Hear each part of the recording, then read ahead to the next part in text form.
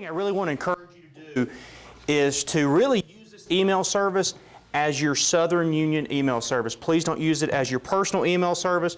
Please don't use it as a Facebook account.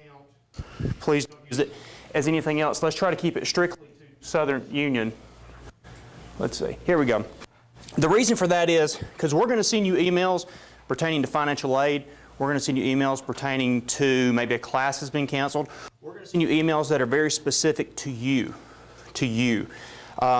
But once you're no longer a student with us, you're not going to have the benefit of having that email account anymore. So if for no other reasons, you would lose all your contacts. So for that reason alone, let's keep that for Southern Union only. Fairly simple to access. This is our home page right here at Southern Union. It's suscc.edu. Nearly every piece of literature you've received from us is going to have this web address on there somewhere. On the home page here, conveniently in yellow, right up here, I'm going to select it with my cursor here. This is a link that's going to carry us to both of these services. Now, first and foremost, the question you need to ask yourself is, how do I log in? How do I log in? Login is fairly simple as long as you know your name, first and last, and when you were born.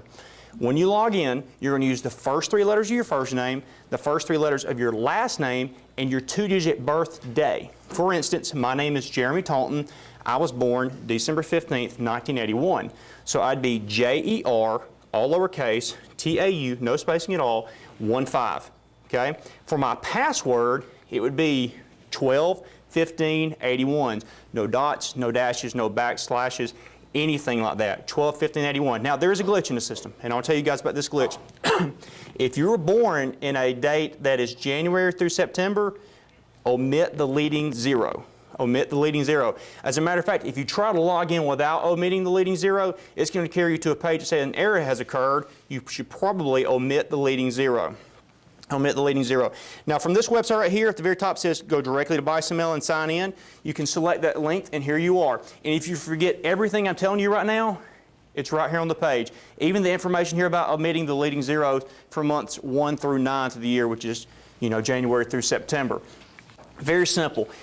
You may receive financial aid information. I myself am an advisor, so in the fall, if you're in orientation, and you will be, you'll receive information from us about your orientation so that you are up to date and just kind of repeating things you've already heard. I'm going to go back one spot here. Now, for the emergency alert system, this is very akin to the emergency alert system like Auburn University uses.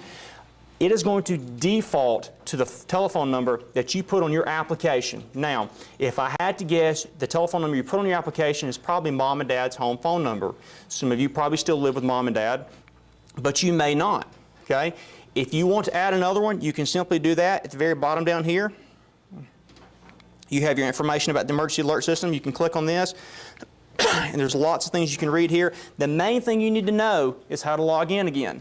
Again, the same information from a second ago. First 3 letters of your first name, first 3 letters of your last name, your 2-digit birthday, and then right here, you do not omit the leading 0 if you were born January through September. You log in. Go in there, add your own personal cell phone information, add your own email, mom, dad. You might want to have that on there too. Add mom and dad. Add as many people as you want to, okay? Add all those contacts to them. Mom and dad, if you want to know what's going on with your child while they're here with us as a student, maybe you live a couple hours away and there's some inclement weather and you don't know whether or not it's affecting the school, you can sign up to receive the same message that they do.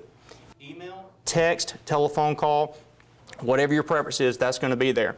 It's fairly simple. If you guys have questions, on the sheet it says Brad Davis. I am not Brad Davis. I'm Jeremy Taunton. If you have questions about it, please contact Brad Davis. Let me give you his email account real quick. It is the letter B, Davis@suscc.edu. Again, BDAVIS@suscc.edu. And if you forget, you could always just call any of the numbers for the school and ask to speak with Brad Davis.